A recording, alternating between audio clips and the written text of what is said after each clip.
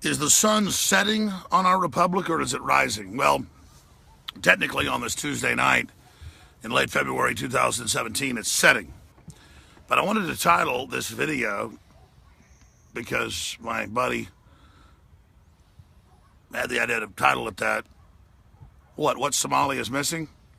Or what Somalia got wrong? And that's no bashing of Somalia. I wish Somalia does great. It's just that Somalia didn't ever get civilization down. And neither did the other 7 countries or 6 countries that Trump is banning people from coming from because they don't have governments. They don't have states. They don't have real passports. They don't have real visas. Obama and others have banned those very same countries. But I just sit here thinking about the tremendous wealth where even blue-collar workers can go on vacations a couple times a year, drive a nice vehicle, have air conditioning, have medical care, and then have a little fishing boat. You know, a lot of these boats here are really fancy and nice, but most of them are owned by middle-class and working-class people. You don't see Cape Canaveral rocket launching bases in Somalia. You don't see CAT scans in Somalia.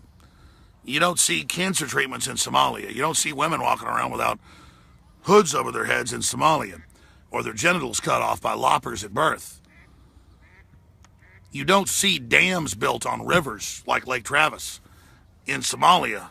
You don't see jet airplanes flying up in the sky like that one way over there, probably 50 miles away in Somalia.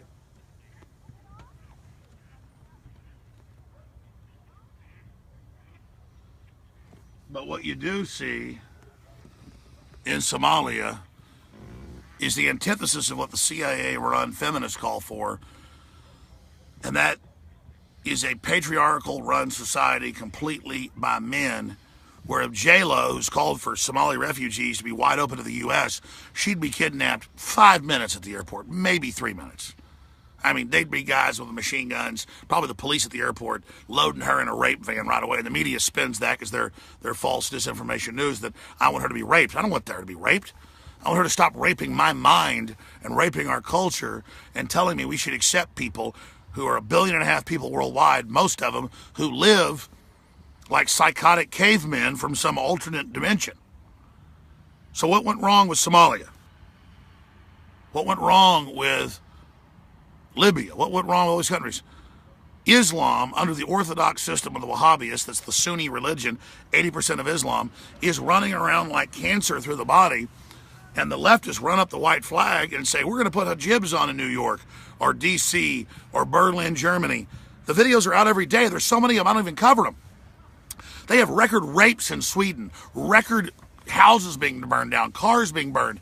It's like every night for weeks, and Trump this weekend says, you saw what's happening right now in Sweden, and the media knows the public's not informed. They go, what happened in Sweden? Did you do something?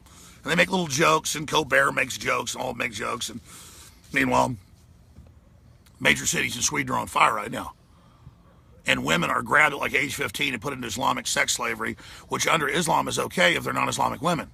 But even if there are Islamic women, they can be raped, killed, tortured, burned to death, you name it, if they don't submit to it. So I oppose globalism and communism because it's an oppressive, collectivist, centralized system. But why is Islam so allied with that? Well, because Orthodox Islam is a collectivist, centralized system as well. And I was against all those wars in Iraq and places because I saw those as secular governments that had been battling radical Islam. And that's why the globalists allowed radical Islam to attack us on 9/11 and the inside job, so that we could be directed against civil wars, actually to bring down secular countries like we've seen in Syria, like we've seen in Libya. That's the larger paradigm. But here's the good news. That whole program is coming to a big screeching halt, and Obama and Hillary and John Kerry's program of that is falling. So that's the good news. I just want to encourage all of you. I know most of you are informed, and I'm not talking to the folks who are informed.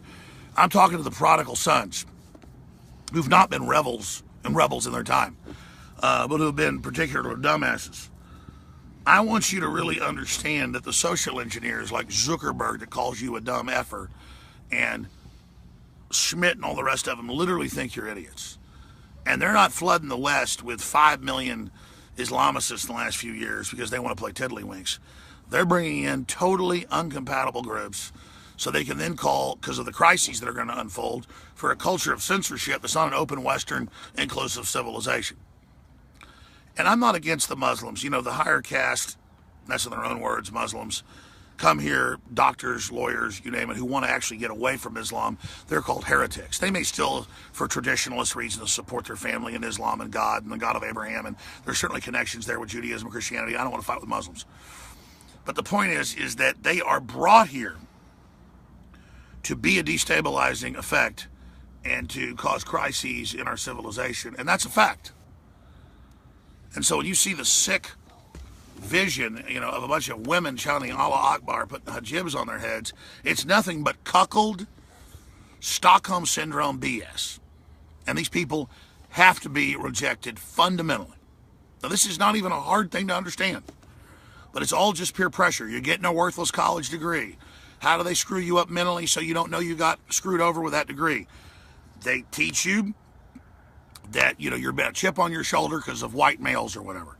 Meanwhile, all the big smart white males that are part of the system are actually using race-based divide and conquer to control people. So again, answer my question for all of you that want to live in North Africa or the Middle East and think it's this wonderful thing. Why did modern slavery get invented by the Muslims? And why are so many black Muslims black Muslims?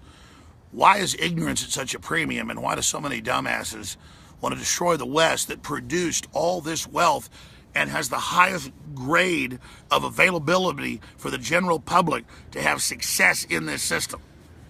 You can sit around and bitch all day about, hey, somebody's got a big boat and I don't. But when you go to Somalia, they don't manufacture boats, they don't buy boats, they rob them out of the ocean, out of the Gulf, out of the Indian Ocean. They don't produce anything. They can't even produce clothes in Somalia. They can't produce toilet paper. They wipe their asses with their left hand.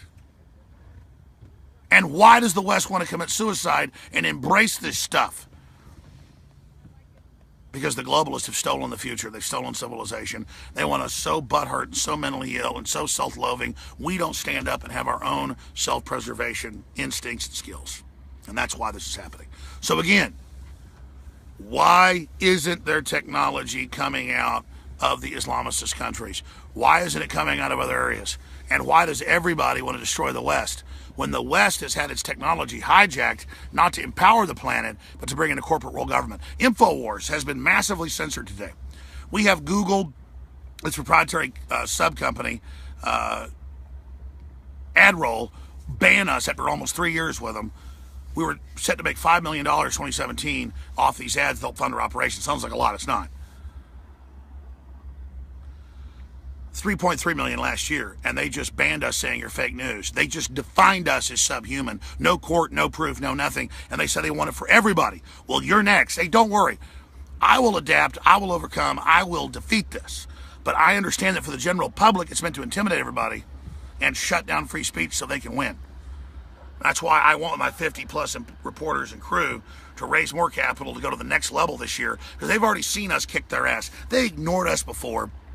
We had billions and billions of views on YouTube and Facebook, and we're dominating. But now they realize that it's intellectually superior to them, so they want to shut it off. Well, good luck, assholes, at Facebook and Twitter and Google and AdRoll.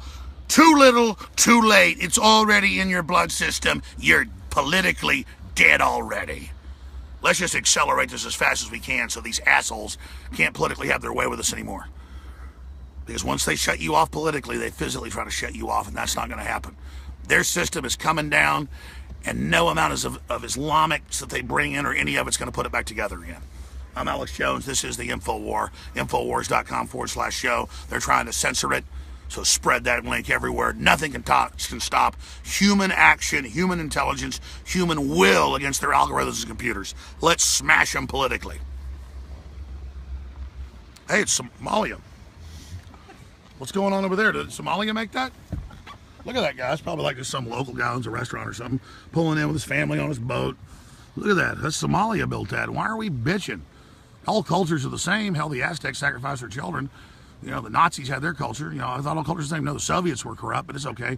All cultures are the same. And everybody knows Twitter and Facebook and all that's a bunch of garbage. We have to build our own systems. What's Infowars.com? What's PrisonPlanet.tv? I get it, but let's use their systems now to wake as many people up as we can.